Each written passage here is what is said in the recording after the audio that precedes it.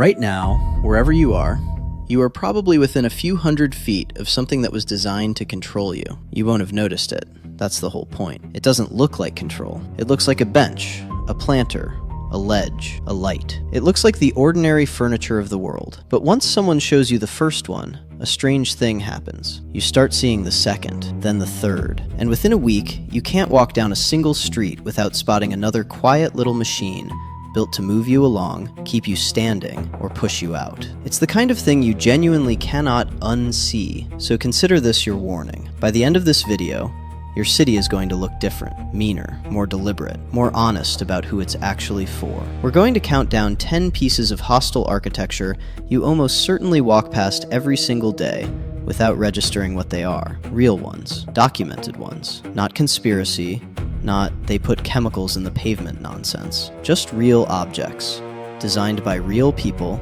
in real meetings to make public space quietly reject certain bodies. We'll start gentle, with the stuff so common you've stopped seeing it at all, and we'll work our way up to the single most ruthless piece of furniture ever installed on a public street. By number 1, you'll understand the whole grammar of it, and you'll never look at just a bench the same way again. Let's begin with the one you've definitely sat next to. Number 10, the armrest that was never for your arm. Start with the most common piece of hostile design on Earth, the one you have, without question, sat right next to. The humble bench armrest. It sounds considerate, doesn't it? Somewhere to rest your elbow. And the armrests at the very ends of a bench genuinely are that. But look at the next bench you pass and count the armrests in the middle. One dead center, maybe another a third of the way along. Ask the obvious question. Whose arm goes there?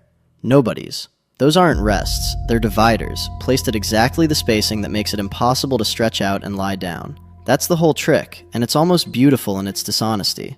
A spike says, go away, and everyone can see that it's cruel. A central armrest says, we care about your comfort, while doing precisely the same job, quietly chopping a flat, sleepable surface into a row of separate seats. Perfectly fine for you on your lunch break, completely useless to anyone who has nowhere else to sleep tonight. And once you clock it, you'll see it everywhere. Bus stops, parks, platforms, malls, because it's the cheapest, most deniable hostile feature there is. No backlash, no petition, no viral photo, because to 99 people in 100, it just reads as a normal bench. Number 10 is the most widespread piece of anti-homeless architecture in the world, and its superpower is that you've spent your whole life reading it as a courtesy. Number 9. The bench that's secretly not a bench. Now watch for the moment the seat vanishes completely, replaced by a slim metal rail at about hip height. This is the leaning bar, or, in the industry's gentler word, the perch. Bus shelters, train platforms, the corners of fast food places. The official pitch is that it lets you rest while you wait. The honest version is that it lets you rest for maybe 90 seconds before your lower back files a complaint, and it makes sitting properly, let alone lying down, physically impossible. Seen clearly, the leaning bar is a small act of contempt dressed up as street furniture, a seat engineered to give you the bare minimum of relief and not 1 second more. You can perch, you cannot stay, and it lands on everyone. The exhausted shift worker, the pregnant commuter, the elderly person with a heavy bag.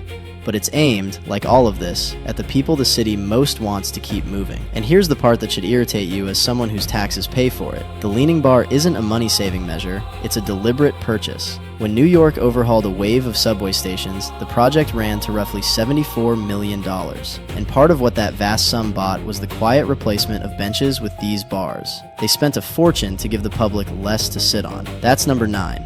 The seat that stopped even pretending to be a seat, and somehow we all just accepted it. Number 8, the ledge that slides you off. Now drop your eyes to the in-between surfaces. The low garden walls, the wide window ledges, the flat lips of concrete around planters and at the base of buildings. By rights, these are perfect informal seats, the natural places a tired person perches for a minute, which is exactly why so many of them have been quietly sabotaged. Look closely at the ones that have been upgraded. Some are capped with a smooth metal cover set at a shallow tilt. Some were poured sloped from the very start. The angle is almost always gentle enough that you'd never consciously notice it walking past. But sit down and you'll find yourself slowly, almost comically, sliding off until you give up and stand. No one stopped you. The surface just declined to hold you. This trick is old enough to have a nickname in the trade, bum-proofing, and its real genius is deniability. A spike is undeniable.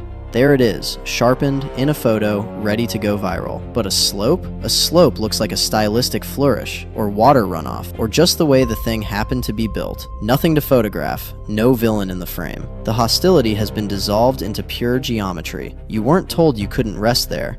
The angle simply voted you out, and you probably blamed yourself for fidgeting. Number 8 is hostile architecture learning to hide inside maths. Number 7, the little metal teeth on every ledge. Once you're hunting, you'll start spotting them everywhere. Small metal nubs, brackets, or studs bolted at intervals along the edges of ledges, low walls, handrails, and planters. Rounded knobs, angled brackets, little rows of teeth. They look like fixings, some boring piece of maintenance hardware.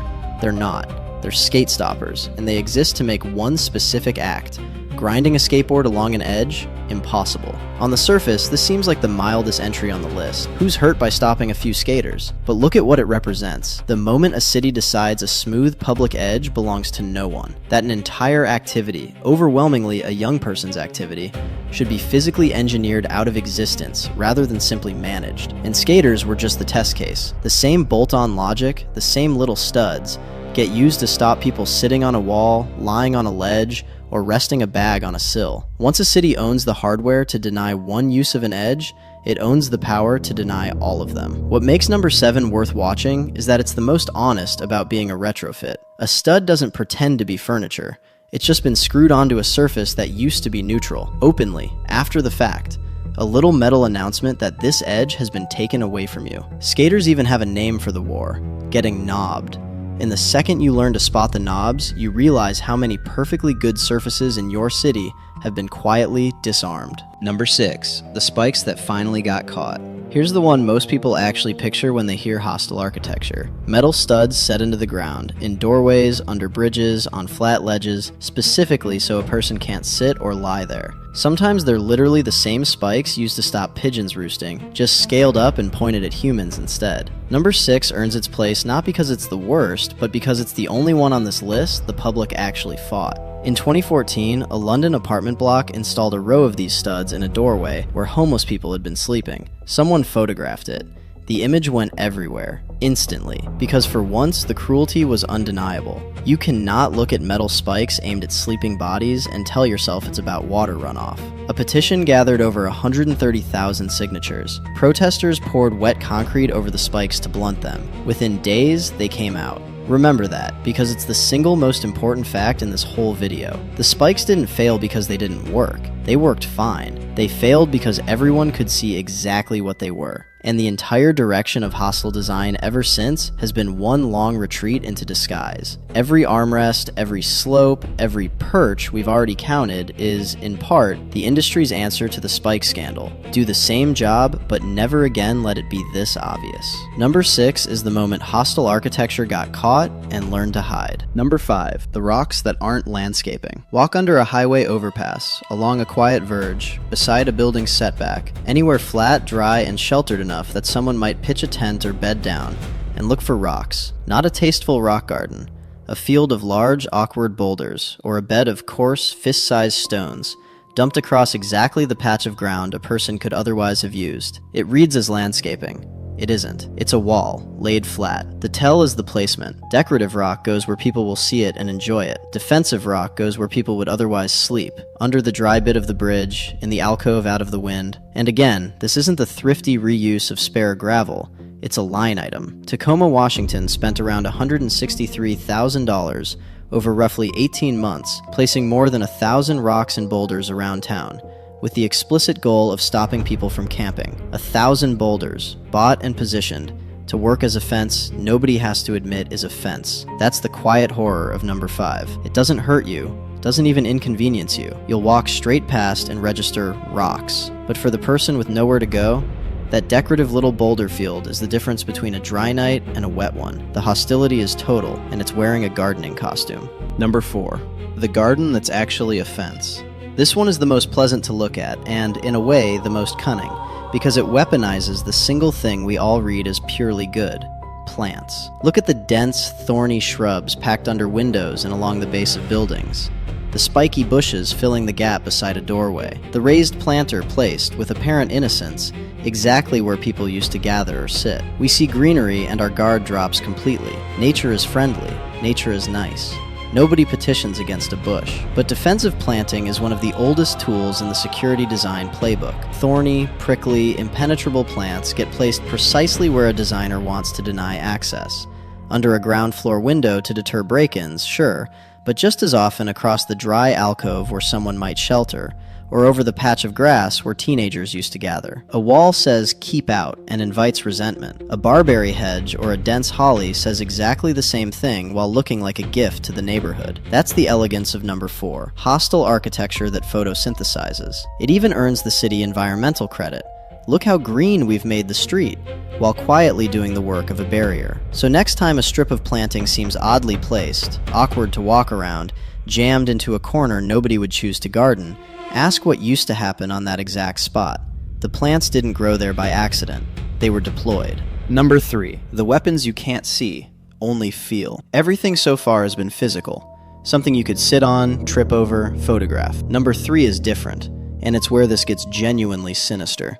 Because these weapons don't touch the architecture at all. They touch you, directly, through your senses. And most people never realize it's happening. Start with light. In certain public toilets, stairwells, and parking structures, you might notice the lighting has an odd, flat blue tint. It's not a style choice. Blue light is installed specifically to make it hard to see your own veins, which makes it harder for people to inject drugs. Whatever you think of that goal, sit with the mechanism. The environment has been tuned, at the level of the color of the light, to change what your body can do inside it. And a softer cousin turns up elsewhere, harsh white or pinkish lighting, chosen precisely because it flatters no one, used outside shops to make a spot feel unwelcoming to teenagers who might otherwise linger. But the real masterpiece of number 3 is a device called the Mosquito. It's a small box mounted above shop doorways and in transit areas that emits a continuous, high-pitched tone, around 17 kilohertz. Here's the genius and the horror of it. That frequency can generally only be heard by people under about 25. As you age,